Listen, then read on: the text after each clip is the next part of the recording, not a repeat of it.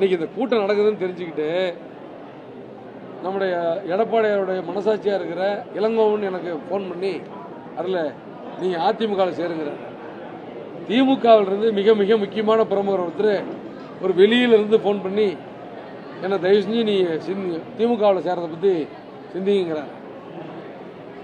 தாவேக்கால நாங்கள் சேரணும்னு சொல்லி சில பேர் சொன்னதன் அடிப்படையில் அந்த தாவேக்கால சேர்றதுக்காக சில பேர் முயற்சி பண்ணாங்க.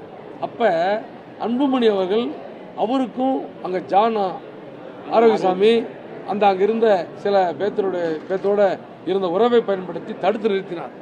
இப்போ அவர்களும் அந்த கதவை திறந்து வைத்திருக்கிறார்கள். இப்போ எங்களுக்கு அழைப்பு இல்லைன்னு சொன்னால் இன்னும் அண்ணன் திருமாவளவன் என்கிட்ட பேசலை. ஆனால் எனக்கு உயிருக்கு உயிரான அண்ணா அவர். ஆனால் அவர் மட்டும்தான் பேசலை, மற்ற எல்லா தலைவர்களும் பேசிட்டாங்க.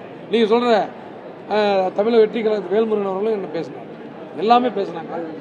ஆமாம், அதான் வாழ்க்கை பேச்சு எல்லாமே பேசினாங்க. நாங்கள் பொறுத்த வரைக்கும் என்ன முடிவு என்பதை விரைவில் அதான் ஆடி மாதம் வந்துச்சு தலைவா. ஆடி போர்க்கலாம் ஏங்க, அது இன்னும் படிக்கலையே. ஏங்க இப்போ 3000 பேர் கலந்துக்கிட்டாங்க, நீங்களே பார்த்தீங்க. அந்த 3000 பேரும் 3000 சீட்டு கொடுத்துருக்குறாங்க. அது குழுவெல்லாம் உட்காந்து பேசி தான் பண்ண முடியும்.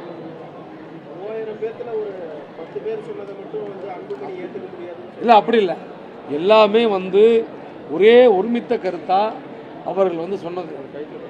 அதை ஒன்றை மட்டும் சொன்னாங்க. நீங்கள் கைத்தட்டினாங்களா இல்லையா ஒத்துக்கிட்டு அதுதான் அவங்களோட ஒப்புதல்.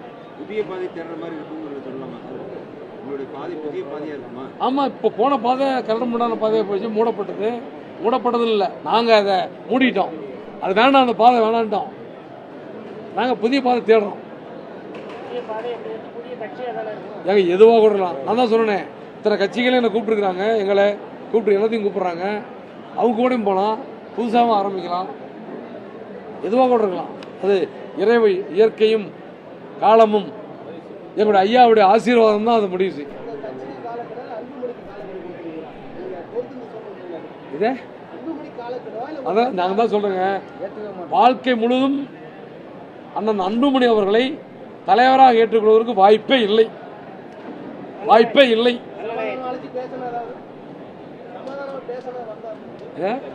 அதெல்லாம் வேணாம் விடுங்க, தேவையில்லை.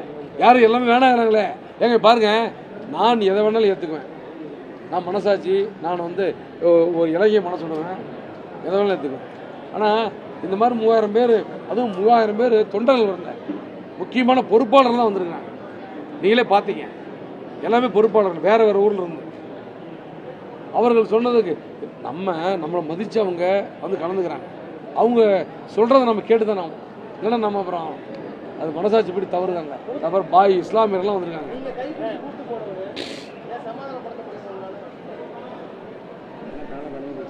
எல்லாம் காலம்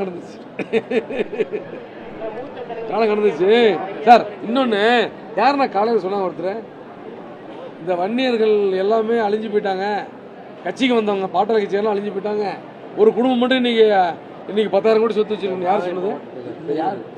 நம்ம நாகை ஆமா ஒரு சொன்னாரு, நான் சொல்லப்பா ஒரு சொன்னாங்க. ஜிகே மணி அண்ணாங்கிட்ட தொடர்ந்து பேசிட்டு இருக்கிறோம். அவர் என்றைக்குமே என்னால் கைப்பிடிச்சி கூட்டிட்டு போன ஒரு அரசியலுக்கு அவர் என்றைக்குமே என்னடா தலைவர். பிளே ஸ்டோர் மற்றும் ஆப் ஸ்டோரில் இருந்து பாலிமர் செயலியை QR கோடு மூலம் பதிவிறக்கம் செய்யுங்கள். செய்திகளை உடனுக்குடன் பெறுங்கள்.